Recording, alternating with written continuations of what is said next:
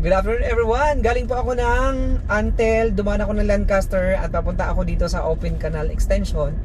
And then watch the video, 20 minutes po ito guys. At least makikita mo po yung buong area ng General Trias, no? Using this video guys.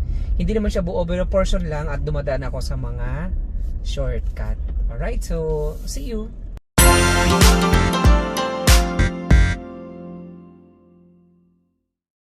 Good afternoon guys! Dumaan ako dito ngayon sa Lancaster, New City. Pauwi po ako ng Tansa. So papakita ko lang din po dito sa inyo.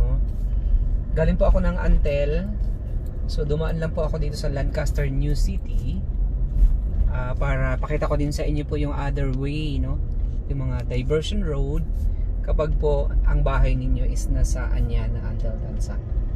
And dadaan po tayo ngayon guys dito sa loob ng Lancaster. So dito po private area lang po dito, kumbaga taga Lancaster lang po dito ang nakakadaan. And yung may mga sticker ng may mga homeowners ng Lancaster. Pero dito guys, alam mo yung call center dito sa Lancaster, kliyente ko po yan, sa Antel po sila nakatira. Then mostly po sa mga buyers namin galing dito sa Lancaster. Hi Ma'am Gracie Townshend, shout out sa iyo. Nasa New York siya ngayon. Ma'am, New York ka nga ba? Basta nasa Amerika siya. And shout out naman kay Ma'am Nancy. Hi Ma'am Nancy, nasa US din siya. And shout out kay Ma'am Sonia. Hi Ma'am Sonia, good afternoon. Good evening dyan sa inyo sa Canada. Thank you for always watching. Alam ko tumawag ka sa akin kagabi. Sabi mo, Ray, pag dyan sa Pilipinas gabi, dito sa amin umaga. Ma'am, mamaya na kita kukulitin. Ma'am Sonia, good afternoon. And also nasa Canada siya, nasa Edmonton, Canada. And of course, ating client nam si Ma'am. Hi Ma'am, nasa Japan, Daiichi. Hi Ma'am, good afternoon. At alam ko parang 1 hour lang yung interval natin. Na advance lang kayo na 1 hour dyan sa Japan. Hindi mo lang ako magkakamali. Anyway guys, dito lang po sa Lancaster dadaan lang po ako dito ngayon. At papakita ko lang po sa inyo po yung other way.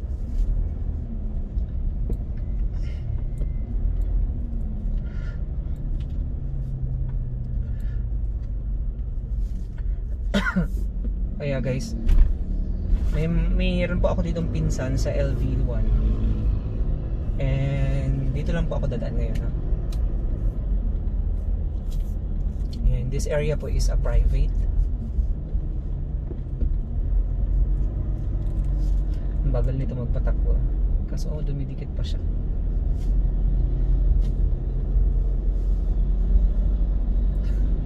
Yung nakikidaan ka nga.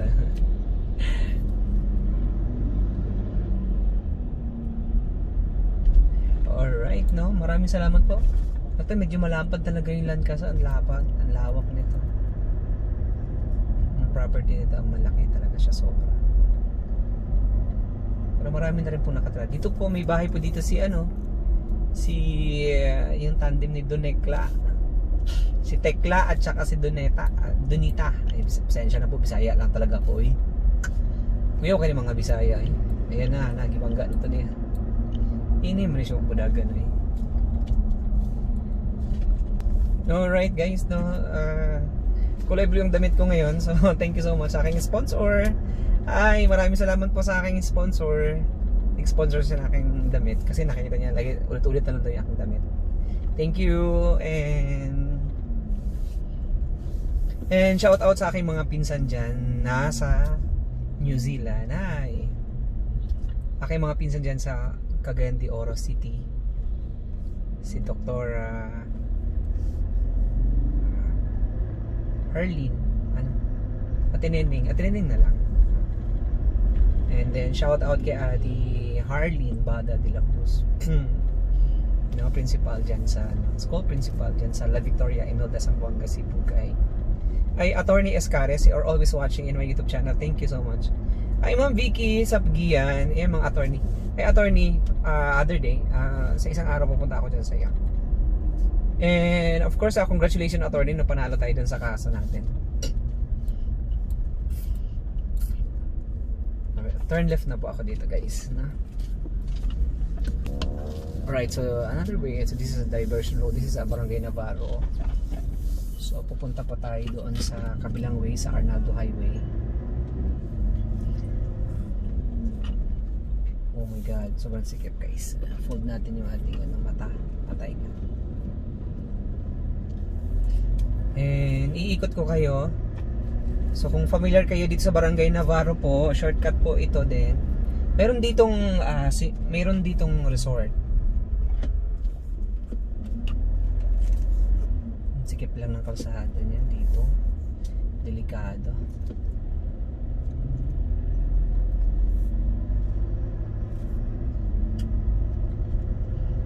Ayan.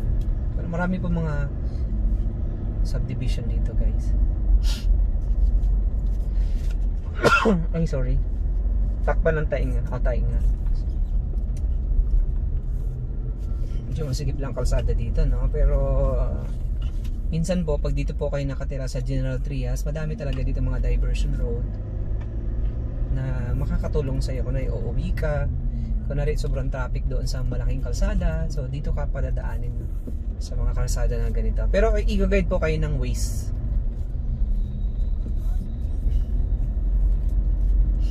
Tuturo ko naman sa inyo po yung dugtong ng project natin, no? Project ng River Lane Trail. So dito po ang daanan pagpunta tayo ng River Lane Trail from Lancaster po. Oh, suman siya eh. Hello eh. Linganin man to siya. Suman to siya.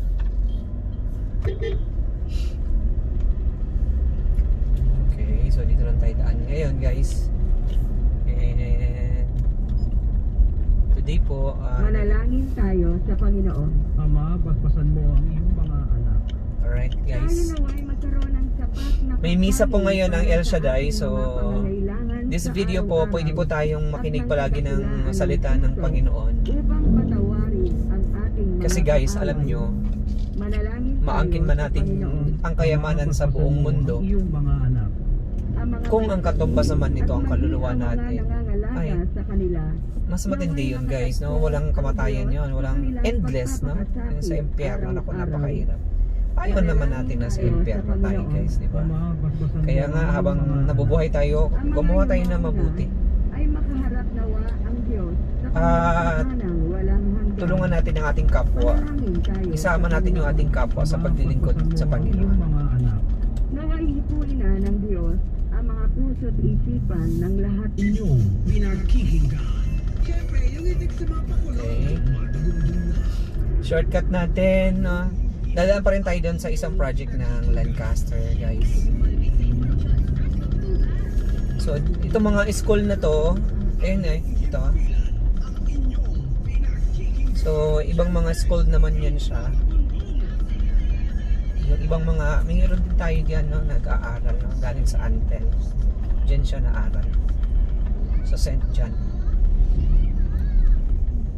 So nasa General Trias pa rin tayo, pero yung area ng Antel talagang accessible siya, no? Malapit lang 'yun. Dito naman yung mga mid-class project po.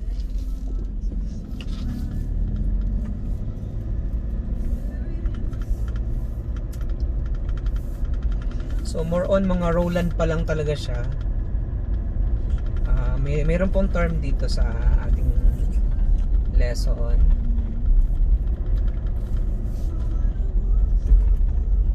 Shout out kay Stephanie Alquesa, yung aming valedictorian sa high school.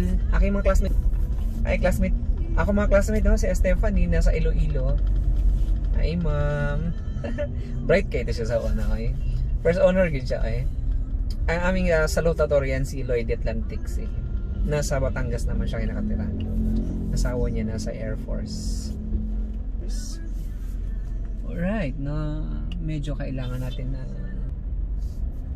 alright guys, no, punta tayo ng project natin, pero daanan po ito. Tuturo ko sa inyo yung isa pang project ng Antel, yung ating economic housing. Actually hindi naman siya economic, no? Sa mid-class project. And then, so itong kalsada na to going to Tagaytay. Pero hindi tayo aabot ng Tagaytay. Nag-shortcut lang po ako guys, no? Pupunta tayo ng Tansa. Kasi ang mga kalsada dito talaga po is dugtong-dugtong lang po yan. No, hindi ka maliligaw dito sa Cavite. Ang Cavite po ang may pinakamadami, no, very populous province ng buong Pilipinas. Itong Cavite. Second po is Laguna. Kaya makikita mo napakadaming mga sasakyan, ang daming mga infrastructure, no? Dami ditong mga housing projects sa Cavite. And ngayon nandito po yung pinakamalaking project, no, ng government is the super bridge. Well guys, yan po ang magki-create ng napakadaming opportunity dito sa Cavite. Lalo na magiging tourist spot po ito, no? Kung if you are familiar with Maragondon, Naik, yan, dyan sa area na yan guys, ilalagay po ang super bridge, no, from Maragondon going from Naik to Corregidor, no, and then to Bataan. So instead na iikot tayo, na dadaan tayo ng EDSA, din iikot pa tayo ng San Fernando, Pampanga, hindi na tayo dadaan doon. Dito na tayo dadaan po sa mas malapit. Ayan. So ayos itong cellphone ko guys, medyo malaki yung kanyang memory. Actually ginagamit ko po sa pag i-edit ng aking video is itong cellphone ko lang po. Simpleng cellphone lang po ito guys. Gagamitin ko siya kasi medyo mahal siya eh. So ayan siya. Pero at least itong video na to, na-aware po kayo na ang purpose talaga po nitong video na ito is kung galing kayo ng Antel, papunta kayo ng Anyana, o hindi lang po doon, papunta doon sa dadaan ng Robinsons, mayroon pa po ibang mga daanan pa na later on madadaanan mo din, no, kapag nakatira ka na sa Antel, sa Anyana. Alright, so itong kaliwa natin, ito yung mid-class project natin, no? This is the River Lane Trail. Makikita nyo po na the project is along the highway lang siya. Okay? So mayroon po tayong video po niyan doon po. And maganda po dito kasi maliit lang to na community. Wala lang po dito ang swimming pools. Wala mga pool, walang pool area. Mayroon lang po dito guys, basketball court, and then perimeter fence and commercial area. And itong mga commercial area po is binibenta na po siya. So dadaanan lang po na 4 hectares lang po yun. Okay, so ito yung sinasabi natin na magdudugtong, no, papuntang Tansa Open Canal. Dugtong po ito papuntang Anyana na kalsada po. Itong pakanan natin. So this is the extension of Open Canal. Ayan. Kasi sanha po ito, may kanal po kasi ito. Yan, dire-diretso po yan siya. So dito po dire-diretso ang kalsada papuntang Anyana po, itong kalsada na to, itong tuloy na to. Kasi may kasalubong din tayo. So lalakihan po ito, 4 lanes po ang gagawin dito kasi dire-diretso po ito papuntang Open MCX na Daang Hari. Ganda lang tayo, baka matagak tayo dito guys. Sandali lang po, hinihinay lang dong kayo, matagak kami dong.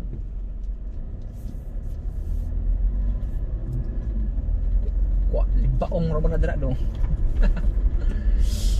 Okay, so ito po may mga housing project din dito. Ito po ito yung low-cost housing ng Ayala Corporation ito. Villa Vita. Ayan, more on pag-ibig financing siya dyan.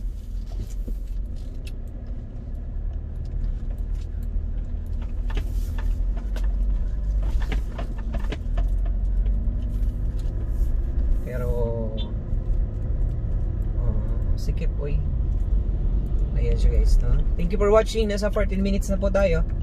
And palagi kayo nag-tune in, no, dito sa aking channel. Ayan po, nakikita niyo po. Ayan po, ayan pa dugtong ng Lancaster dito guys. Ayan pa yung dito yung ayun, no, ang lapad pa nito. Ayan. Ay, ang lapad ng property ng Lancaster. Dito na yung mga binibenta nila ngayon eh. Na house project. Ayan oh, lapad. Nakita nyo po. Ito, nasa kanan ko. Yan siya.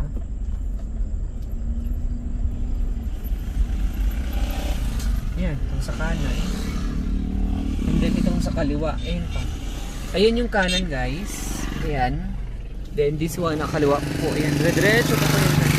Ito guys, Lancaster property po yan siya. Pero itong daanan na to guys is pinapakita ko lang sa inyo na magkakadugtong lang po yung mga developers dito. Maraming mga real estate developers dito po sa paligid natin.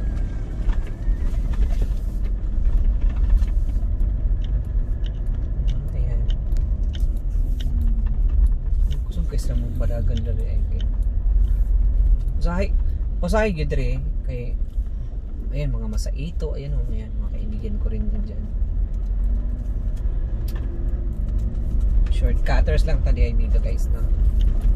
So ito yung pinapakita natin na ang lusot nito, itong kalsada na to guys, is all home stanza. Itong lusot na to. So ito yung i-develop ng DPWH na kalsada po, na magdudugtong naman siya papuntang all home stanza. Magdudugtong siya sa Tanza Treasure Road. So medyo madami po tayo. Mahaba pa yung pagsasamahan natin, no? Hindi lang po tayo magsasama ng 1 to 2 years, 3 years, 4 years. Guys, magsasama po tayo lifetime. This is a long-term partnership. Hindi lang po kami dito magbebenta-benta lang po. No. Kapitbahay nyo rin po kami. And also kasama nyo rin kami po sa inyong pong pangarap. At ano lang po yan. So kanya-kanya lang po tayo ng mission sa buhay. Kasi meron pong tulad ng sinabi ng meron tayong kanya-kanyang bahagi, no, sa simbahan. Okay? Sa simbahan meron taga-kanta, yung naglilingkod sa Panginoon, merong naglilingkod sa Panginoon, meron namang tagapagsalita sa salita ng Diyos, ayun. Meron namang giver, at meron namang taga-encourage. Ayan. So iisang katawan pero kanya-kanya tayo ng mission. Mayroon tayong kanya-kanyang function. So to get the glory of God, no? For the glory of God. So medyo masikip lang talaga yung kalsada natin. So dinaan ko kayo dito sa mga itong dinaanan natin guys, ito yung mga diversion road po, no? Na later on i-develop siya. I-improve siya ng government. Ayan. At daghang salamat dira sa akong mga amigo dira sa Alaska. Ay Sir Jerome Ponce. Sir, salamat ka ay Sir. Sige, kanta na ako sa akong YouTube channel, Sir. Muchas gracias na sa aking mga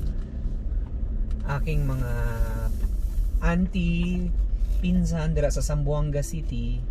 Muchas gracias. And of course, no guys, itong pakaliwa naman po.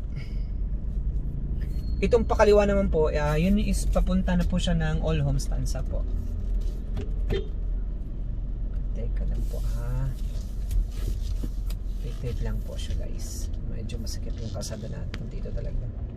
Tsaka medyo aggressive ang mga driver. Right, no? Thank you so much po at ito lang po ang update natin today. At dinadaan ko lang po kayo dito sa ibang mga kalsada na yan. And of course, itong portion na to, Tanza area na po ito guys. Ito po ay nasa barangay ano bang barangay ito sa Tanza? This is barangay Punta. So may kaibigan din ako dito. So hanggang dito ang property ng Antel. Itong sa kaliwa. Ito Anyana pa po ito yung sa kaliwa. Namimili pa po dito si Antel ng mga lupa. Imagine mo no, yung mga palay na yan. Diyan po yung mga property ni Antel. Okay? Alright guys, maraming salamat po at naka 20 minutes na po tayo. So, thank you so much po. Kung meron kayong request, may mga kamag-anak kayo dito sa ipaligid na to at gusto nyo pong i-video ko, so magre-request lang po kayo guys. So free lang po yan siya sa akin. So, kasi kasama po yan siya sa aking marketing expense, marketing tool. Itong pagla-live ng video. Nagpapasalamat po ako dahil palagi nyo pong ino-open yung aking video po. And very thankful po ako at binibigyan nyo po ako ng chance. So anyway, kung bago ka pa lang dito sa aking channel, my name is Ray Milyada. 9 years na po ako sa Antel. And kapitbahay mo rin ako sa Antel. Grand Oak Ridge po. Okay, so maraming salamat po, and kung gusto niyo po mag-inquire at bumili ng property dito po sa Project Antel, no, makikita niyo naman po yung pagkakaiba ng mga developers na yan. So pinaka high end po dito sa Cavite is Antel. At kasama po yan yung Ayala Corporation and then the Mega World. Yung tatlo po na yan. Then the Mega World, the Ayala Corporation and Antel Holdings. Alright, no, maraming salamat po, and see you tomorrow. God bless us all. No, do not forget to pray. No? Maangkin man natin ang lahat ng bagay, kung ang katumbas naman nito ay ang ating kaluluwa sa impyerno, guys, walang kwenta ang buhay natin. Dapat tayo mabuhay, ha? Habang tayo nabubuhay, gumawa tayo ng mabuti. Yung sabi ng ating teksto na isang araw, guys, no, talikdan, no? Paano ba tumalikod, no, sa kasalanan? Ang pagtalikod ay yung ibig sabihin hindi mo na siya gagawin uli. At pag may nagyaya sa'yo, hindi ka nasasama. Kasi siyempre, ayaw mo nang gawin uli. Yun po ang pagtatalikod. Ayan. Kasi kung katalikuran mo, gagawin mo na naman, walang kwenta. So, alright. Gumawa na mabuti at maglingkod sa Panginoon. Kasi pagdating ng panahon, guys, kasi lahat tayo mamamatay, no? Lahat tayo is temporary lang tayo sa earth, mundo. So lahat ng bagay na ating ginagawa habang tayo noong nabubuhay tayo ay isusulit natin sa Panginoon lahat. Diba? Ano kaya yung iyong isusulit sa Panginoon? Okay? Thank you so much and see you tomorrow. God bless us all.